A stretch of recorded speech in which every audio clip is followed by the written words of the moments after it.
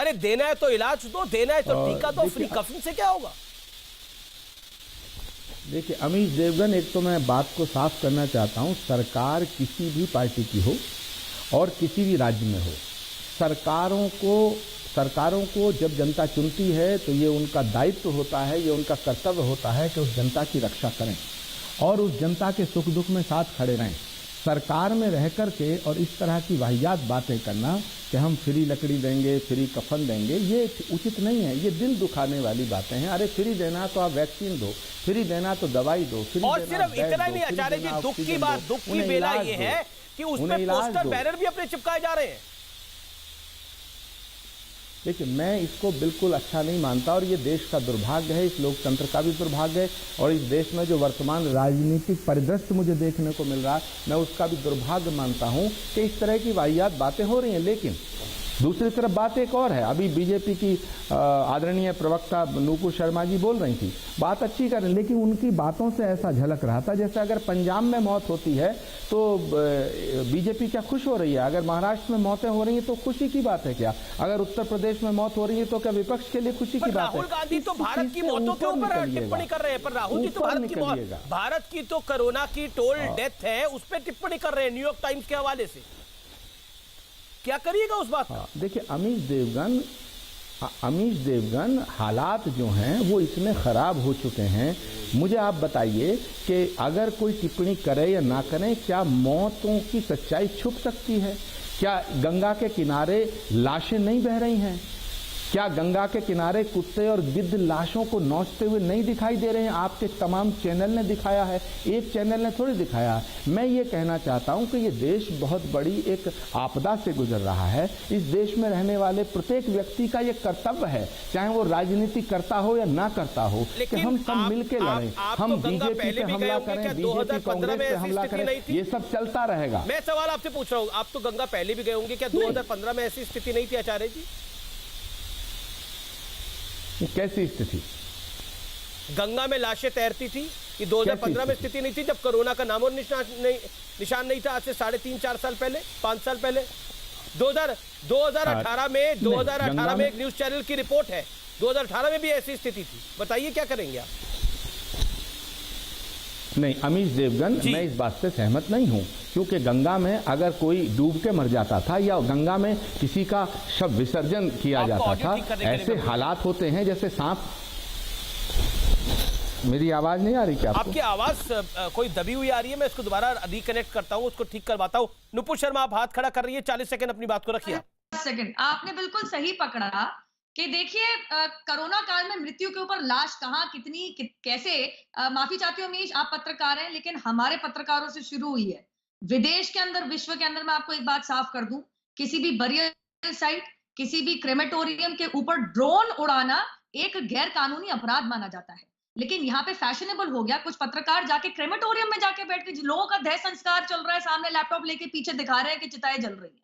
यहाँ पे फैशनेबल है कि ऊपर ड्रोन चला दिया, और एक विदेशी पत्रकार उसको कहती है स्टनिंग। स्टनिंग एक शब्द अंग्रेजी का इस्तेमाल होता है किसी चीज को खूबसूरत बताना।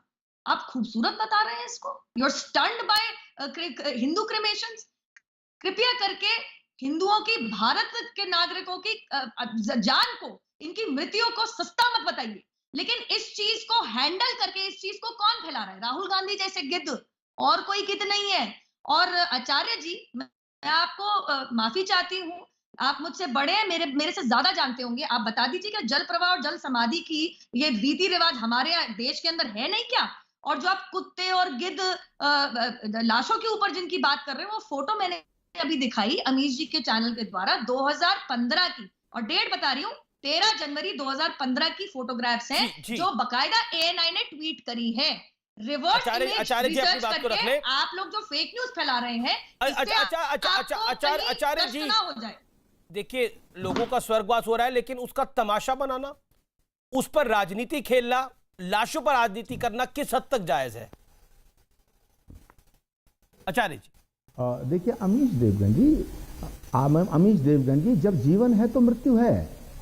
इसका मतलब ये नहीं है कि मौत नहीं होगी, सबकी होगी, लेकिन जो पेंडेमिक काल है इसमें जो मौतें हुई हैं बहुत ज़्यादा हुई हैं। बहुत भयानक रूप से हुई हैं। तो ये कह देना कि 15 में 16 में भी गंगा में लाशें बहती थी, हाँ ठीक है, कोई डूब गया तो चला गया। हमारे यहाँ जल प्रवाह की भी व्यवस्था है, हमारे यहाँ अग्नि संस्कार भी है, हमारे यहाँ भू समाधि की व्यवस्था भी है, वो अलग विषय हो गया। लेकिन गंगा के अंदर जितनी लाशें, नदियों के अंदर जितनी लाशें और जो मंजर देखा है पूरे दुनिया ने, वो उसको छुपाया नहीं जा सकता है। कोई अगर ये कहे कि साहब ये तो पहले भी होता था, मैं इसे मानने को तैयार नहीं हूं। ठीक है, गंगा के ऊपर आप बात कर सकते हैं, लेकिन अमीश देवगन अंतिम संस्कार जहां होता है, जहां शमशान घाट है, वहां लाइन लगी हुई थी। कितनी, गाजियाबाद में देखो, मुरादाबाद देखो, ब्रजघाट देखो, तिगरी देखो, हापुड़ देखो। नुपुर, इससे तो इनकार नहीं किया जा सकता कि मौतें हुई हैं। मैं ये नहीं कह रहा मौतें ज्यादा हुई हैं, कम हुई हैं, लेकिन मौतें हुई हैं कोरोना से। नुपुर शर्मा, इसको देख के तो दिल आपका भी भरा आया होगा। अमीश जी, मेरे खुद के घर में लोग ये बीमार सवाल तो उठेगा ना। मेरी एक सेकंड, मेरी बात होने दीजिए। मेरे खुद के घर में लोग बीमार पड़े हैं। मेरी खुद की बहन कोरोना वायरस के आईसीयू में अभी आज फ्रंट लाइन पे हेल्थ केयर वर्कर की तरह ड्यूटी दे रही है।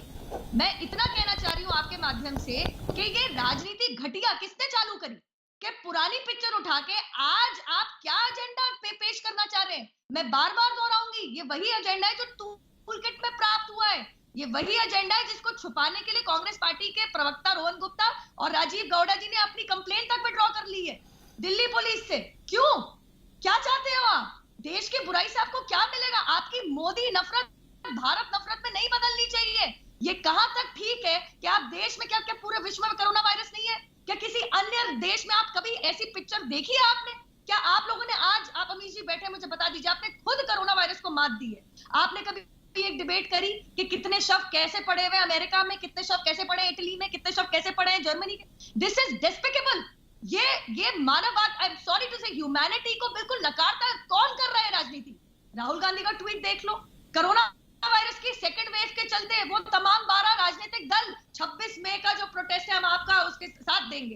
क्यों दोगे भैया? कोई मास्क नहीं लगा रहा है, कोई टीका नहीं लगा रहा है। टीके के खिलाफ अब वैक्सीन हेजिटेंसी।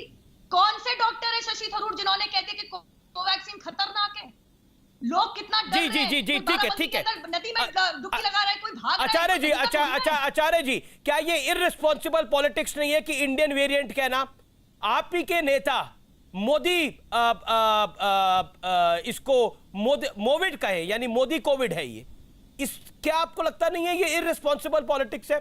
मैं बार बार इसलिए कह रहा हूं कि लाशों के ऊपर राजनीति, फ्री कफन की राजनीति, फ्री लकड़ी की राजनीति किस हद तक, कब तक और किस कॉस्ट के ऊपर? आचार्य जी 40 सेकंड। देखिए अमीश देवगन, मैं बड़ी शांति से सबको सुन रहा हूं, मेरी बात पूरी होने दो, क्योंकि वैसे ही टेक्निकल कुछ प्रॉब्लम चल रही है। मैं कहना चाहता हूं, नूपुर शर्मा जी की बहन एडमिट है, मैं भगवान से प्रार्थना करता हूं वो स्वस्थ हो जाए, लेकिन मेरी तो सगी बहन